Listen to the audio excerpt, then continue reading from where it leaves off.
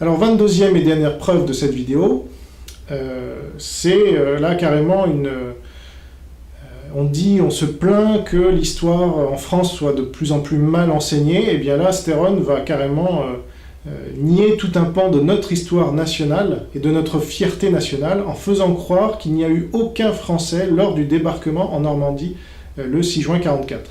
Je vous passe l'extrait. Il a fallu que les Américains se dérangent, il a fallu que les Anglais se dérangent pour venir quand même vous aider, quoi. D'accord ? Il n'y avait pas de...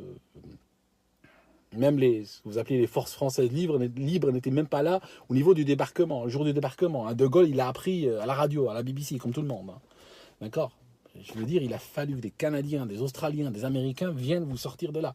Et honnêtement, aujourd'hui, je suis en 2018 et je sais exactement comment ça s'est passé en 1939. Honnêtement, parce que quand j'étais gamin, j'étais passionné par l'histoire de la Deuxième Guerre mondiale. Alors, c'est issu d'une vidéo intitulée Commentaire News, Syrie, Marine Le Pen est mise en examen, donc assez récente, 2018. Et évidemment, quand on se renseigne un petit peu, on découvre l'existence des commandos Kieffer.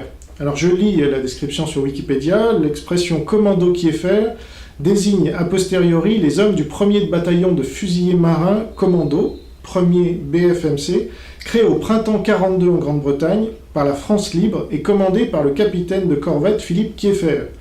Ils étaient intégrés à la Special Service Brigade britannique au sein du commando interallié numéro 10, détachés au sein du commando britannique numéro 4 avant le D-Day, donc le 6 juin, 1771 d'entre eux. Donc c'est pas deux gars dans un coin. 1771 Français se sont illustrés en participant au débarquement de Normandie. Seul représentant de la France, c'est vrai, a débarqué sur les plages.